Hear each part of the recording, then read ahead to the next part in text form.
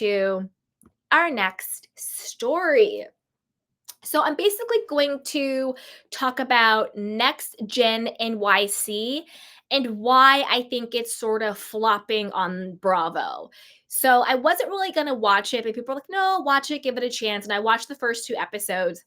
And I think the problem is there's no there there. There's no characters that I'm really rooting for. There's no friendships that I think are truly genuine.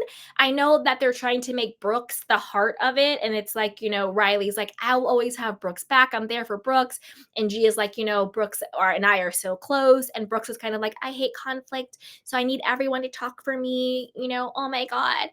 But um, I don't know. Maybe it's just because I don't know, maybe I've like aged out of that group of people, but it just seems I don't know. It doesn't seem any meat. There's no there there. There's nobody that I'm invested in. There's nobody that I truly care about. But there have been some really good nuggets that have come out because of all of this. Number one, Ariana Bierman, poor thing. She needs to get some serious therapy. I think she needs to cut off her family, if not emotionally, but definitely monetarily. There's no reason why she should be giving her mother money, and her mother and her stepfather money, or her dad, whatever she calls him, at this point in time, especially since she's claimed that they stole her money. That is absolutely crazy and bonkers to me.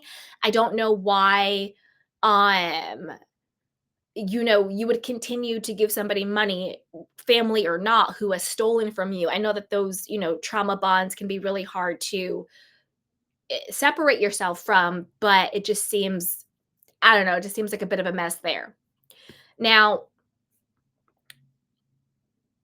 I feel with the whole Charlie character and the whole Georgia characters, they are giving very racial macro aggressions towards Riley. Like, why is Georgia calling Riley not angry, but aggressive or angry or scary? I think she called her scary. And I'm like, there's nothing scary about Riley. She just said, excuse me, miss, why don't you wash your hands? Like, that's weird.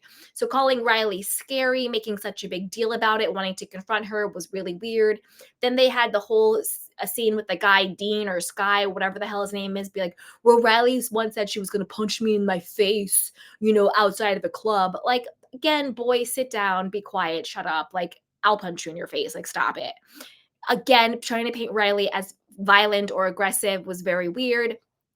Then we sort of see the foreshadow for the next episode where Charlie's like, don't touch me, get off my arm, Riley. And it was kind of like doing a black scent. Like, Riley was like in this guy's face, and she's like about to cry. And she's like, what do you mean? Like, he's older than me. Like, what are you talking about? So I felt really bad for her. And I just sort of feel like I'm not going to enjoy watching these people basically be very racist towards Riley. Like, that's not enjoyable. So I hope that they're called out for that. I don't know if I'm going to continue to watch the show and see that, but I hope that they're called out for that. The Ava character, she's Damon Dash's son. We all know Damon Dash, Jay-Z, and allegedly her mother is Becky with the good hair and all that stuff. Whatever, that's for a different time, a different show. But word on the curb is that she was recently evicted along with her roommates. I guess they had like a 10K month rental place in the city, and they weren't able to pay that. And then Damon Dash came out saying, yeah, I'm broke, but I'm starting these businesses from scratch, and I have to do all this, that, and a third. I guess he had some like multi-million-dollar tax problem. Yikes. But again, that's what always happens with these shows, especially the ones where they are all about wealth and money. Unless you get people who have been able to sustain their wealth, or their wealth is legitimate, all of a sudden you have all these things coming out where people are being evicted, people cannot afford their rent, there's all these tax liens and all this, stuff comes out. So there's that. Gia, to me, is exhausting. I don't really know if I want to watch Gia. Elmira, Amira.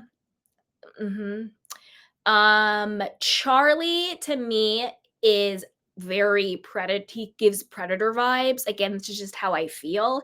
I don't know why a 30-year-old man is hanging out with 22-year-old people. Like, that to me is just worlds away. Like, I consider people in their teens to be like kids, or like early 20s, like your kids.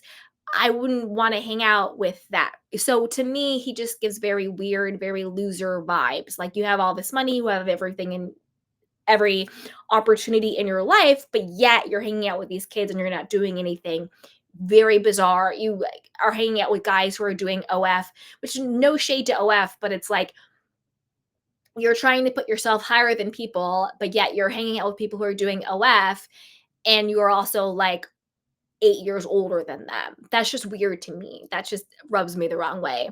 I like Riley. I think she's really cool. I'm not sure if she's built for reality TV because I know she's grown up in it, but that's a different story to grow up in it versus being like on it because she just seems really nice and normal. And so I don't know if any conflict with her will be real or it'll be detrimental to her. Again, I don't really like the racial microaggressions against her on Next Gen NYC. I'm not here for that.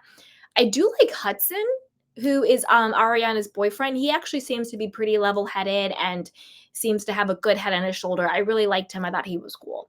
So that's kind of how I felt about Next Gen NYC. I'm not sure I'm going to be tuning in anymore.